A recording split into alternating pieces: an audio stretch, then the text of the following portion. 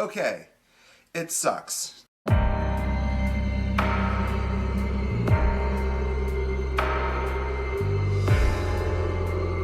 here to see Mr. Black. It's for the paper. To what do you owe your success? I have a natural instinct for what makes a person tick. Hannah? Christian. Ow! That hurts. Oh, please, God! Ah! White girls, get that elevator fixed. In a spoof of 50 Shades of Grey, Hannah Steele interviews entrepreneur Christian Black, played by Marlon Wayans, for her roommate's school newspaper. The wealthy and eligible Christian quickly learns how clumsy the young woman is. As flirtation leads to attraction, Christian invites Hannah to his home and introduces her to his kinky world of S&M. Despite their different backgrounds, the new couple consistently surprise each other with how far they're willing to go to make their relationship work. For a movie this dumb, it does not need a description that eloquent and well described. So on this channel, we've made it sort of a regular thing in that we talk about terrible parody movies every once in a while, and we've looked at plenty of bad ones on Blockbusters show. I mean, we've talked about ones from Seltzerberg, Craig Moss, National Lampoon. We've looked at a lot of really bad spoof movies, but we haven't looked at any from the Wayans brothers, because while they do have a fair share of original movies, they are technically a part of the grand echelon of spoof movies. And while they did give us good ones like I'm Gonna Get You Sucka and Scary Movie 1 and 2 and Don't Be a Menace in South Central While Drinking Your Juice in the Hood and movies like that, you have ones that are forgettable like Dance Flick, or ones that are just not very good. Like I didn't hate Haunted House, but Haunted House 2 I did see, and that was pretty bad. And honestly, this falls into the exact same category of a movie like that. It has all the exact same problems that the Haunted House movies had, times like a million. And before we even start, I do want to bring up why I eventually got around to doing this movie, because what it started as, I was thinking of doing a video talking about Haunted House and Haunted House 2, and maybe a couple of other Paranormal Activity spoof movies that came out, because there were a couple others. A lot of them were straight to video, and a lot of them were fucking awful from what I saw. There was like Paranormal movie that had Kevin Farley in it, and there was a Craig Moss one with one of those annoyingly long titles. It was like 12 years of Paranormal Activity with the devil inside the girl with the dragon tattoo, or something like that. It was some stupid ass title. And there was one, I think it was on Netflix for a while, it was called Paranormal Whacktivity, that looked like a porno, but I watched a little bit of these movies and I figured, okay, these are so bad, I can't even watch them. Maybe sometime down the road I'll change my mind and do a video on them, but as of now I was like, I can't do it. I can't. These movies are fucking bad. But it was after that I remembered Marlon Wayans did a spoof of 50 Shades of Grey with 50 Shades of Black. And of course it came out in my favorite year of film, 2016. And you know what? I'm going to go on record right now and say this is easily the worst one. I mean, Zoolander 2 at least had Will Ferrell in the third act, and he made me laugh in that. Bad Santa 2 had a couple of chuckles all throughout the thing. This right here, no. Like, I did not get any hard laughs. At most, the best I got was halfway through the movie just going, huh. And that was it. It's just like when Craig Moss or Jason Friedberg and Aaron Seltzer parodied Twilight. It's shooting fish in a barrel. It's something everybody and their grandmother have joked about for years. So making a whole movie parodying Twilight, or in this case parodying 50 Shades of Grey, something everybody at that time was mocking, seems like ripe for parody. It seems like the kind of thing that is impossible to fuck up. And yet, they found a way to do that. They just absolutely fucking butchered it. Now, unlike the Scary Movie movies or any of the Jason Friedberg, Aaron Seltzer spoof movies, this movie primarily is a spoof of one main movie with two scenes that come right out of nowhere that for some reason reference other movies, but we'll get to those when we get to those. For the most part, this is just a straightforward, let's just make a comedic recreation of 50 Shades of Grey. Just like how Soul Plane was, hey, it's like Airplane, but for wacky black stereotypes. That's pretty much what this movie is. It's 50 Shades of Grey with wacky black stereotypes. And just like with Soul Plane, they do try to do the equal opportunity offender. There's a couple of jokes all throughout the thing where they try to take shots at everybody. What do you think? Two things. Where's the cup? And when do we eat shit? Pretty much cool with anything. As long as you promise you won't tell my dad I fucked a black guy. Okay, well, what are we supposed to do then? You need to find Jesus. That's what you can do.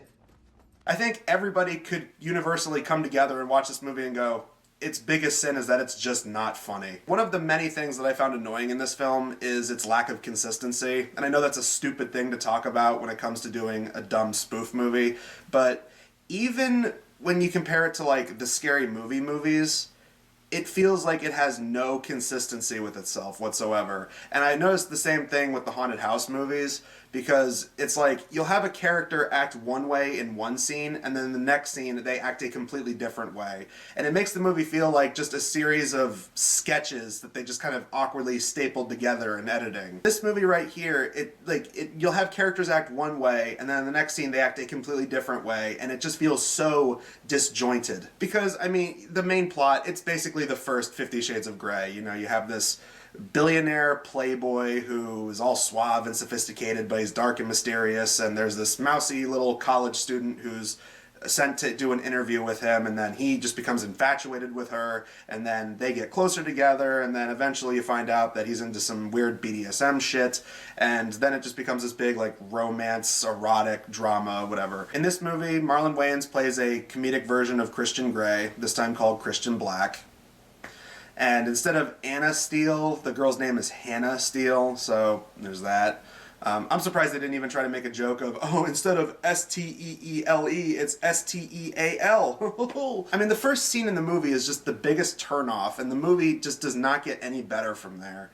Because the first scene in the movie, you have him going around, he steals an old lady's purse, he steals a suit and tie from a tailor shop, he steals some expensive sports car from some guy's valet across the street. Give me that. Hey, sir!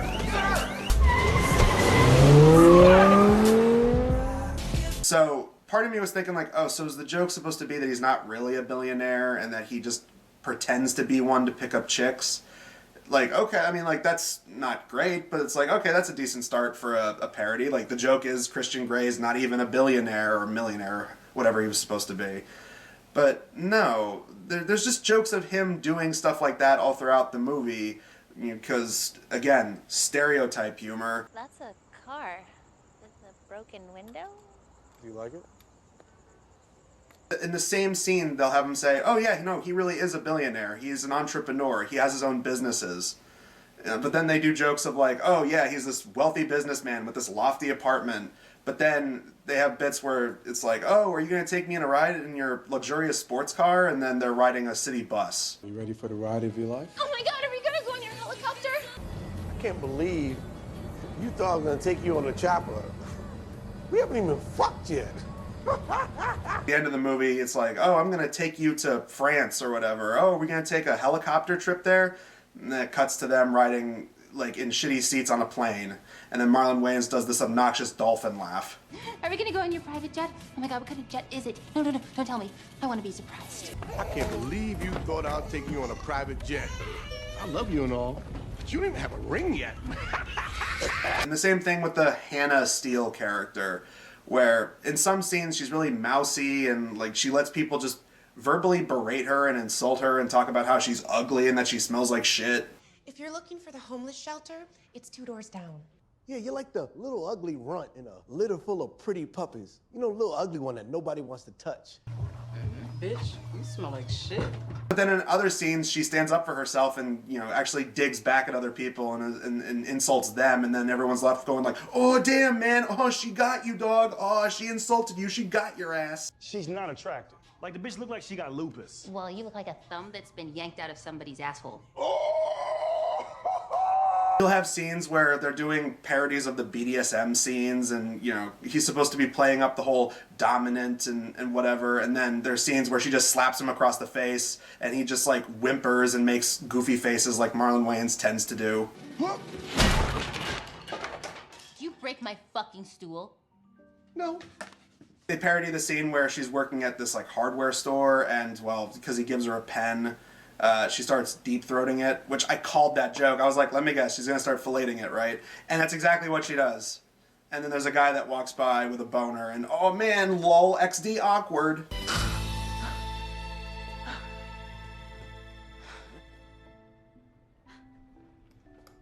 One of the rare times this movie actually did succeed at being satirical was when they actually parodied how fucking creepy Christian Grey is as a character.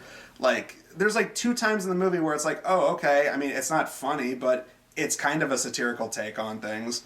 Like, when he goes to the hardware store, he's asking for things like shovels and a bag of lime and zip ties and stuff like that. And she's just completely oblivious to the fact that this is like serial killer shit. Don't be ridiculous. If I was a serial killer, I'd need rope, axe, lye, ammonia, chlorophyll, wood chipper, plastic sheets, and 3 large boxes of space pampers. And a shovel. Second thought, I think I need to pick up a few more items. And then later on, there's a part where he watches her while she sleeps. Good morning. I've been staring at you all night. I haven't blinked once. Gosh, my eyes are hurting. Those moments, while not funny, I can at least concede and be like, all right, at least that's them poking fun at the fucking absurdity and like just the utter creepiness of the character. There are so many parts in this movie where they'll say one thing and then in the next scene they completely contradict it. In one scene they show that she has an outie belly button and he does like some weird foreplay where he's like licking it and telling her how much it smells or whatever. And then in the next scene when, you know, she takes her shirt off, she doesn't have an outie belly button anymore. Oh, watch the teeth. Sorry. After they show his mother, who's played by poor Jane Seymour, and also the dad, like I should have mentioned earlier, was played by the late great Fred Willard. All of that was just depressing to see. It's like, man, like seeing them in this kind of reminded me of when Fred Willard would pop up in those fucking Jason Friedberger and Seltzer movies. It's like, damn it, Fred Willard was a funny guy. Why the fuck is he showing up in these shitty ass movies? They show Jane Seymour early on, and they're supposed to be this like affluent, stereotypically white family. And then later on, there's a scene where Marlon Wayans says something about how his mom was a crack addict. Look, my crackhead mother never taught me how to count or how to speak Spanish. But she's not. Like, they showed her earlier, and they made no reference to it earlier. It's like, oh, okay, I guess she's a crack addict for this one scene. And that's what I'm talking about when I say this movie feels like a series of skits that were just thrown together. It's like, this feels like something that should have been like 2 to 3 minute skits on Funny or Die. It's like, and then just have it be like a couple of them, like, oh, if it's another 50 Shades of Black skit from Marlon Wayans, oh, that's so funny. You know, yeah, it's disconnected and it's disjointed, but you know what? It's a 2 to 3 minute skit. Even if it's not that funny, it gets in and it gets out. But man, this is an 1.5 hour movie, and it felt like it went on for 4 hours. This movie felt long, and it wasn't long. You know what? It'd be one thing if the movie was inconsistent. I mean, it's another for the movie to just get fucking lazy with the jokes. I mean, like I said, stereotype humor all throughout this thing. And you know what? If you can make stereotype humor funny, that would be one thing. But this movie is not funny at all. It's not, they don't even feel like jokes half the time. It's just the stereotype itself. Like, there's a part later where they go to his adopted family, and the joke is they adopt children of other races to make themselves look good, and they're incredibly racist to them. Well, it was important to me that our adopted children were exposed to their native cultures. For Christian, of course, we have fried chicken and Kool-Aid. It's a very popular dish in Detroit, Michigan.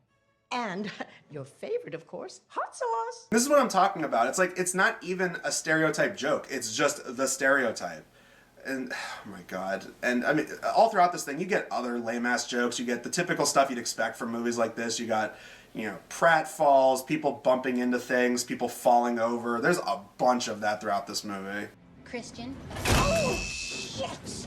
Oh, God! Don't look at me!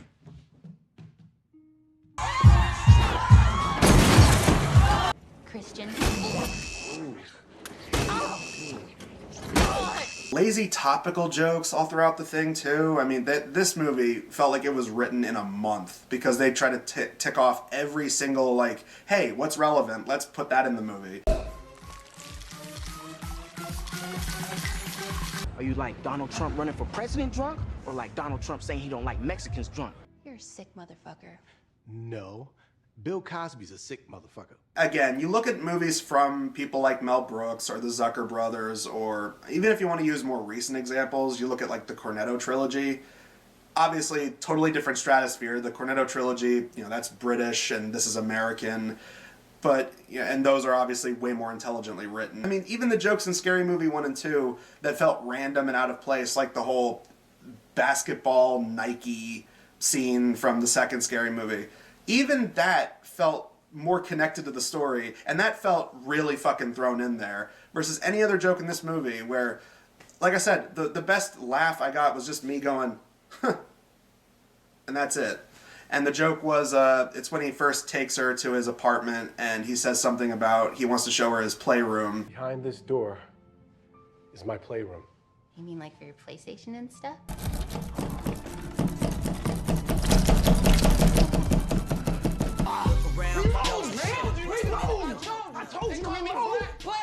I'm an Xbox man myself. That was the best joke I got in the whole movie. But this movie also does the Seltzerberg method, where if they can't think of a joke, they just reference other movies.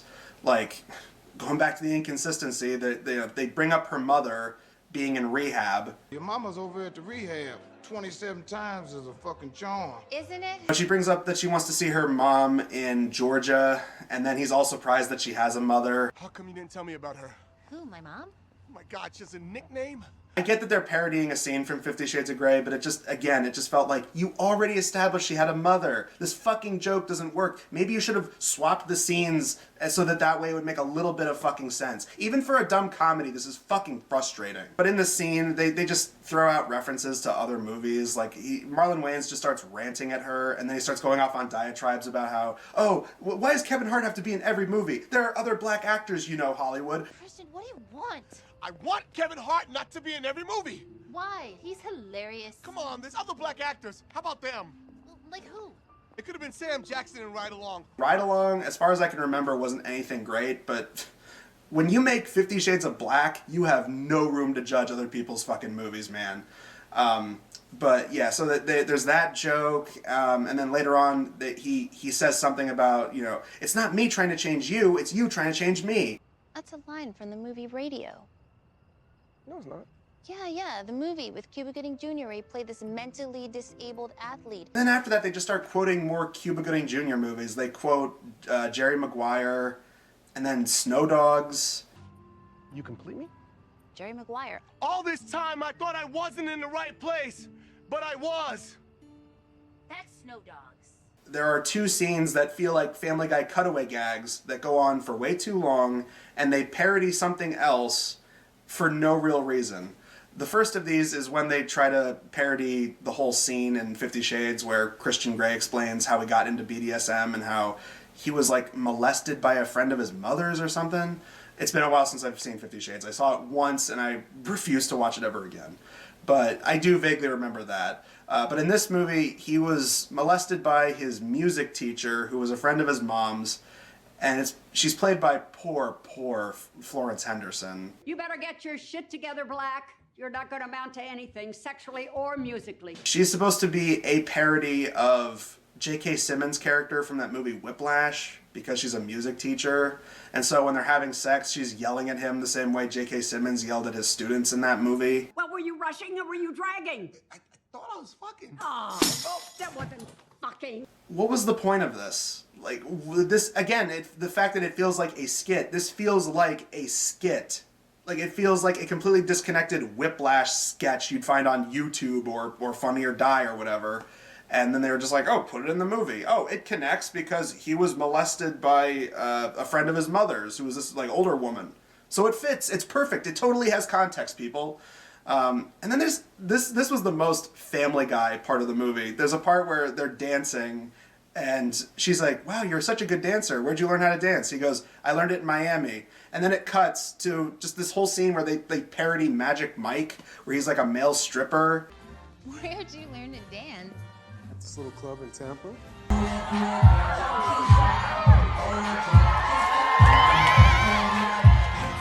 You could take that out and nothing would change. You could take out the whole scene of them dancing that jumpstarts that leads into that scene, you could take that whole section out and nothing would have been changed, except the movie would have been shorter, which would have been so much better. And there's a bunch of other people that show up in this thing too, like I always don't know how to pronounce this guy's name, like Avion Crockett, whatever. He showed up in a Haunted House, and I think he shows up in a bunch of movies like this.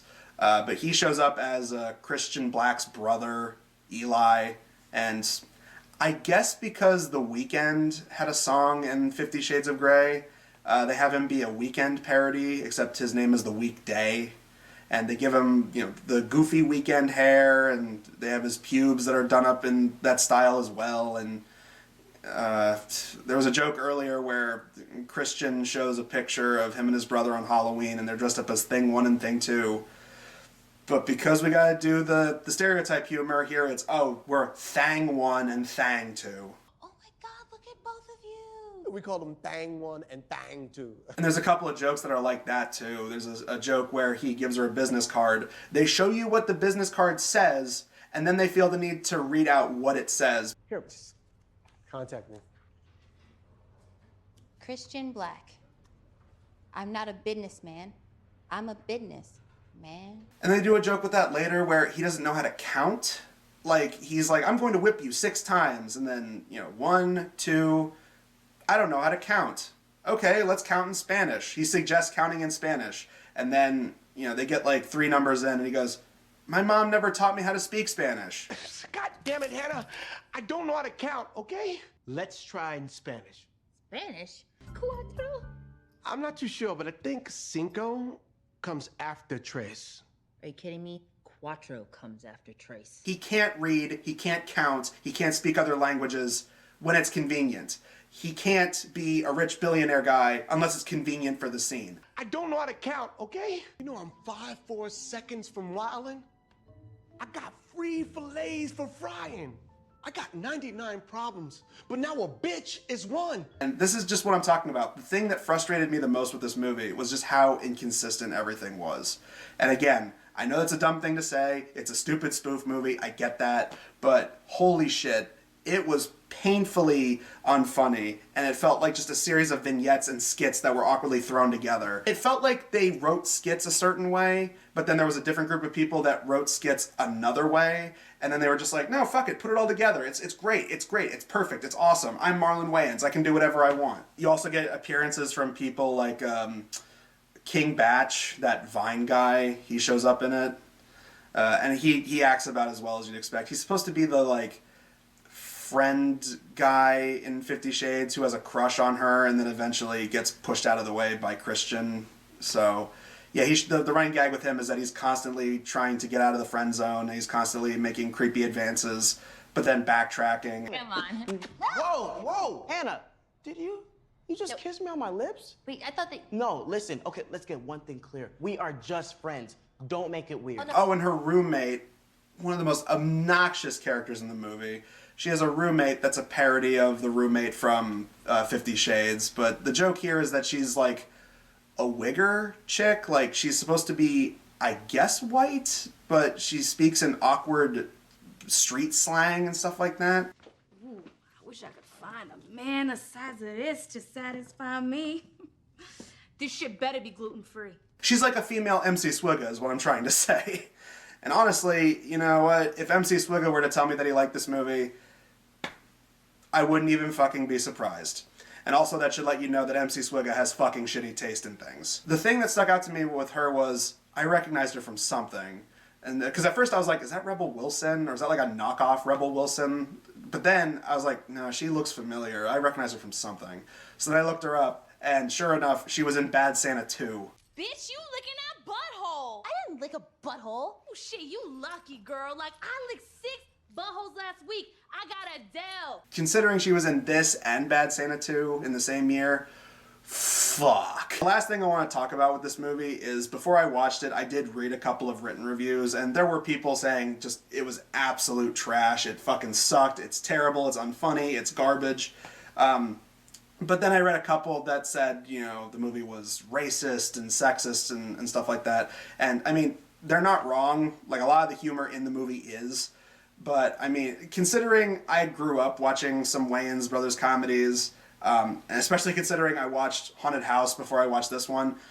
A lot of that same shit is in this movie. I mean, like, the jokes in Haunted House where he's constantly being mean to the girlfriend, that's in here. All the lazy stereotype humor from Haunted House and, like, even the other Wayans Brothers movies that aren't very good, that's present here too. And aside from the blatant inconsistency all throughout the thing where they just constantly flip on a dime and just do all this just horribly stupid, unfunny shit, the thing that annoyed me the most was, it's fucking 50 Shades of Grey. How do you fuck up making fun of 50 Shades of Grey? And there's even a part where, you know, they're getting into the BDSM and the torture stuff, and he decides he's going to torture her by reading from the 50 Shades of Grey book. It was a cold, gloomy day in Seattle. Oh, God, this book is 50 Shades of fucking terrible. Who wrote this, a third grader? That right there is some fucking throwing rocks at glass houses shit, man. That was like, okay, you do not get to judge anyone else's level of writing after you write the fucking humor that's in this fucking movie. And the entire time I was just thinking of other bad movies from people who could probably be talented. I mean, not Seltzerberg or Craig Moss. Like, their parody movies are debatably worse, but yeah, this definitely falls into that category of shitty spoof movies. But the entire time I was thinking, like, okay, it's kind of like Seth MacFarlane because, you know, the constant shitty cutaway gags, and Seth MacFarlane, like a lot of these other guys, can be talented, can be funny, but he just relies on the same lazy shit. Adam Sandler was another one that came to mind. It's like, you know, Adam Sandler, Will Ferrell, guys like that, and Marlon Wayans included, they've proven they can be funny. They've proven they can do really good dramatic roles in serious movies. But again, they just rely on the same lazy shit. And granted, this kind of thing was present in the Haunted House movies, but it does that thing that often happens in, like, shitty Tyler Perry movies where a scene will go on for way too long, and then it just stops. Like, there's no end to the scene. It just cuts to the next thing. So, me and my, no, baby, just me and her. Ready? 1, 2, 3, niggas! This was not in the contract!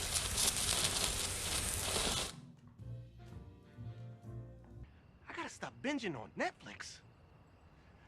Hannah!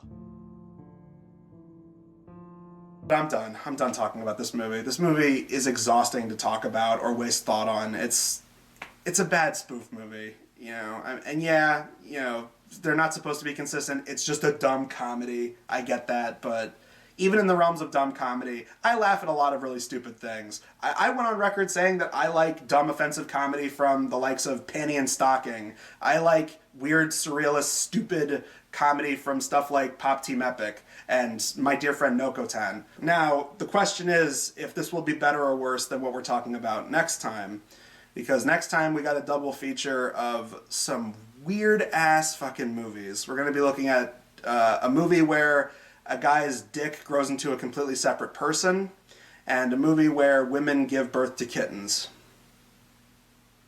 Boy, I wish I was joking.